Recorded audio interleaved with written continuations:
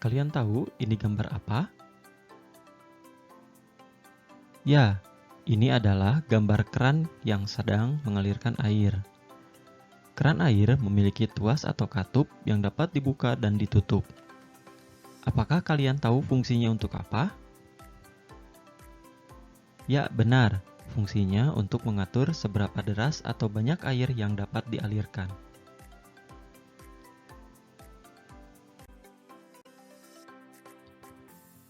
Selamat pagi anak-anak hebat. Di awal video, saya sudah menjelaskan mengenai keran air dan aliran air. Apa hubungannya keran air, aliran air dengan materi kita hari ini? Nah, kita hari ini akan mempelajari mengenai manajemen bandwidth.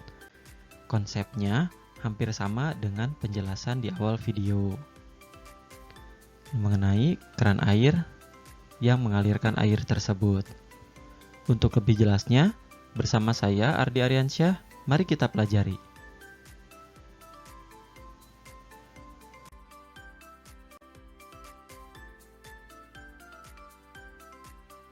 Pembahasan kali ini yaitu mengenai manajemen traffic, manajemen bandwidth, jenis-jenis bandwidth, bandwidth internet, dan bandwidth pada mikrotik.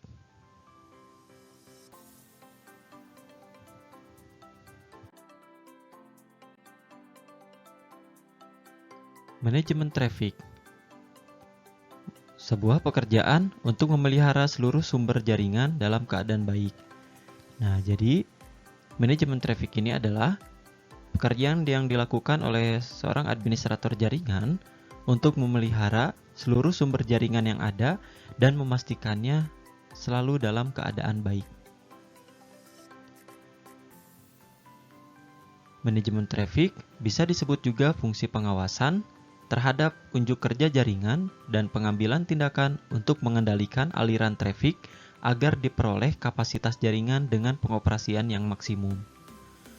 Suatu jaringan dapat dikatakan trafiknya padat atau tinggi apabila banyak host yang melakukan koneksi ke server.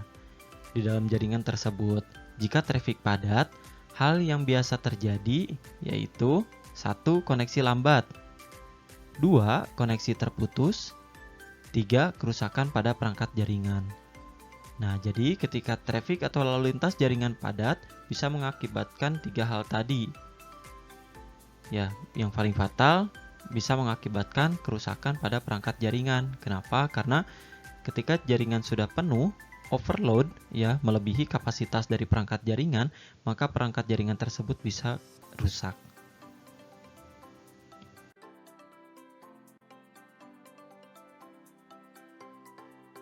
Manajemen bandwidth.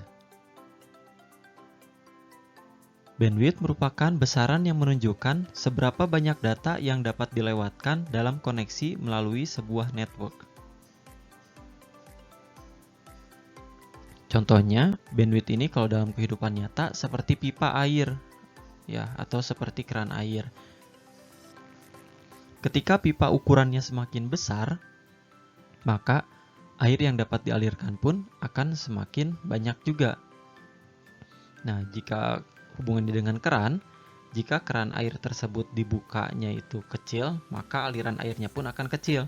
Tapi jika dibuka full atau semua dibuka, maka aliran airnya pun akan deras.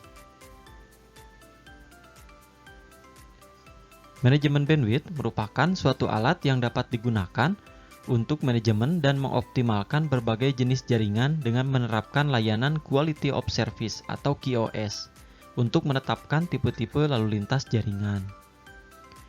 QoS merupakan kemampuan untuk menggambarkan suatu tingkatan pencapaian di dalam suatu sistem komunikasi data.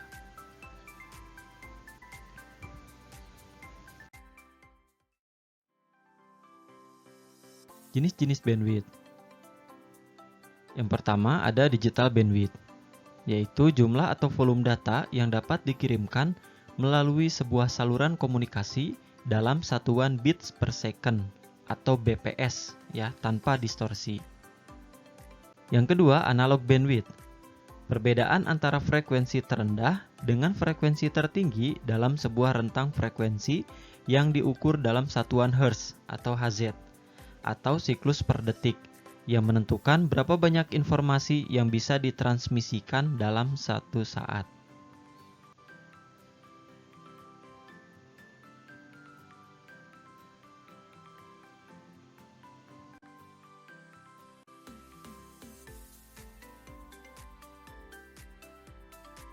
Bandwidth internet.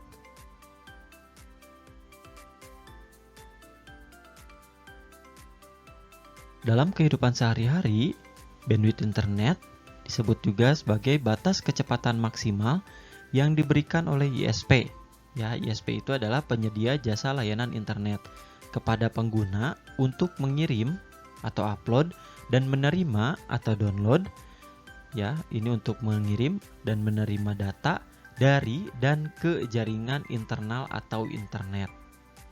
Ya, seperti yang saya katakan tadi, bahwa bandwidth itu kalau dalam kehidupan nyata contohnya seperti pipa. Jika pipanya kecil, maka aliran air yang dapat dialirkan dalam satu waktu itu hanya sedikit. Tapi jika pipa semakin besar, maka air yang dapat dialirkan semakin banyak.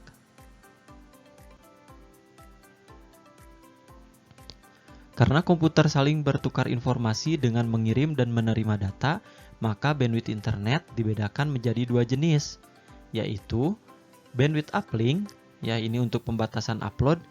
Nah, bandwidth uplink ini apa sih gitu kan? Nah, uplink ini hubungannya dengan batas kecepatan upload.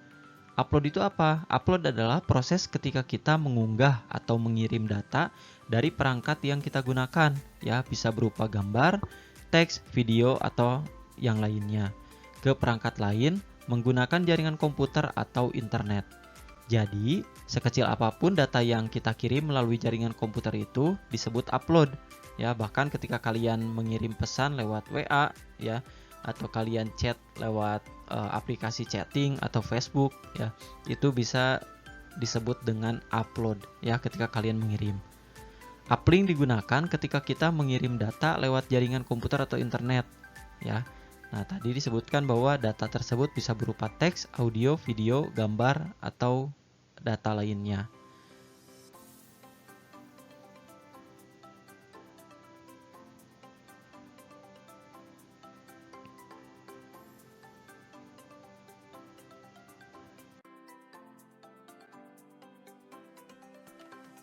Jenis yang kedua yaitu bandwidth untuk downlink, ya.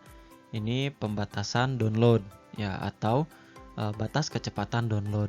Download itu apa sih? Download adalah proses ketika kita mengambil data, bisa berupa gambar, teks, video, atau yang lainnya ke komputer yang kita gunakan. Nah, di sini melalui jaringan komputer atau internet. Ketika kalian browsing, ya, kalian sudah melakukan kegiatan download. Kenapa? Karena komputer atau perangkat yang kalian gunakan sudah mengambil data, ya, dari sebuah website, ya, atau sebuah layanan yang kalian akses di internet.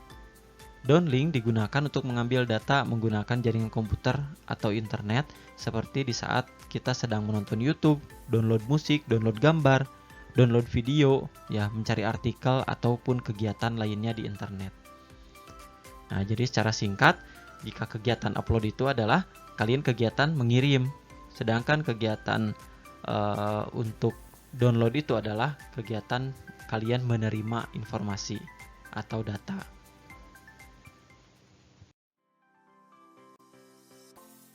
Manajemen bandwidth pada router OS Mikrotik.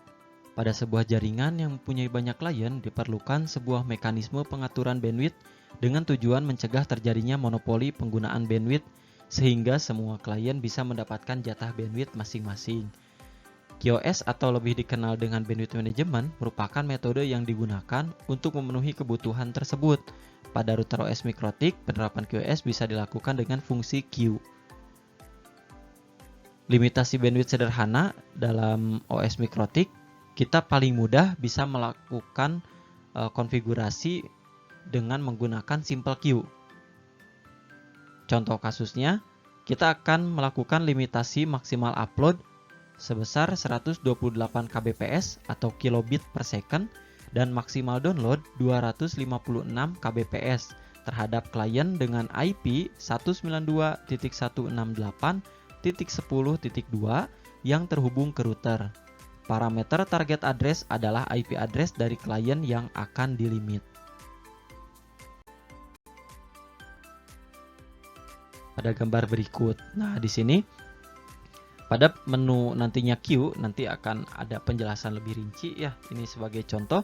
Nah, di sini untuk simple queue yang kita buat, name-nya ini sesuaikan dengan rule ini dibuat untuk apa. Contohnya di sini ada limitasi klien.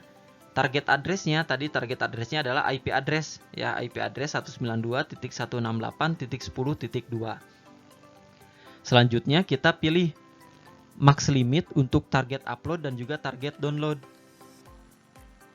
Upload dan download-nya kita sesuaikan dengan skenario tadi di slide sebelumnya.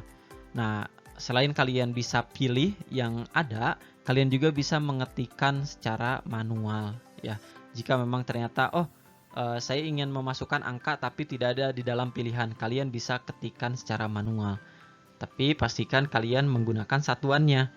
K itu untuk kilo, M itu untuk mega. Ya, untuk limitasi bandwidth biasanya menggunakan K atau M. Dengan pengaturan tersebut, maka klien dengan IP 192.168.10.2 akan mendapatkan kecepatan maksimum upload sebesar 128 kbps dan download 256 kbps dalam keadaan apapun selama bandwidth memang tersedia. Nah, jadi ketika bandwidth kosong pun tidak ada orang lain yang menggunakan, nah pengguna dengan IP tersebut ya yang dimasukkan di target address hanya memiliki bandwidth untuk upload dan download sesuai dengan yang dimasukkan saja. Ya, sesuai dengan yang dimasukkan saja, tidak lebih. Ya. Nah, di sini ketika seperti itu terus bagaimana nantinya? Ya berarti orang tersebut walaupun jaringan dalam keadaan kosong akan mendapatkan bandwidth maksimal hanya sesuai dengan yang ditentukan saja. Nah, ketika jaringan padat, ketika bandwidth ternyata tidak mencukupi maksimal ini, ya tetap klien nantinya akan mendapatkan itu sesuai dengan sisanya saja. Mungkin tidak akan maksimal sesuai dengan yang kita atur di sini.